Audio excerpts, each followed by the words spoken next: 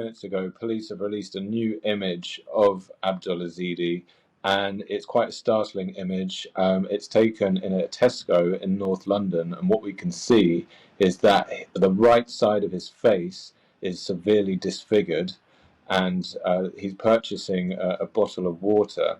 This was about 8:48 last night on the Caledonian Road. And now, if we could go back a moment and just get us up to speed with what we now know about the attack, because a lot of the detail is now out there, Ben, isn't it?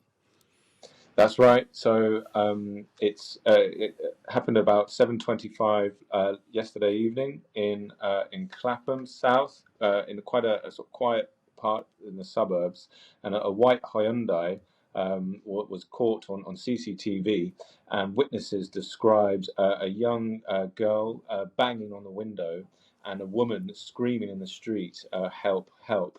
They then saw a man believed to be Abdul Ezedi, get out of the car, grab the child from the street, and throw the little girl onto the floor.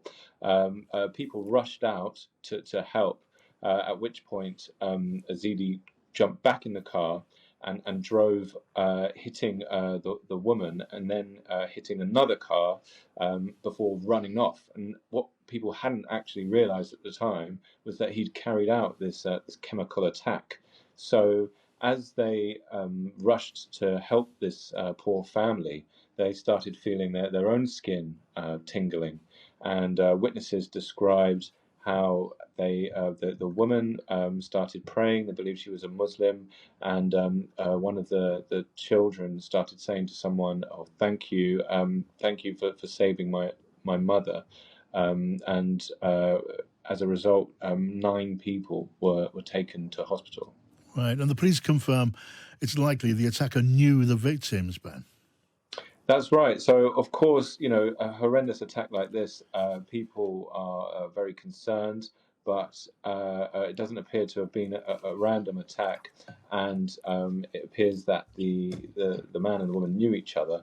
And what we've actually been told by several people on the ground is that the woman was staying in a hotel opposite where this attack happened. And this hotel is used to house asylum seekers or people who are homeless. We've separately been on the ground in Newcastle, where Ezedi was from, and have spoken to a charity which was involved in housing him. And he had come into this country and was granted asylum a few years ago. Right, and just lastly, the weapon used here, this alkaline fluid, do we know any more about that? There were officers there analysing it very quickly. Is it something that's readily available and accessible? So the police haven't provided much detail on that, but we do know that alkaline can be used in things like bleach. And the law was changed recently following a spate of attacks to stop anyone who was caught with acid or bleach in a container. The law was tightened up to give it the same sentencing as a knife.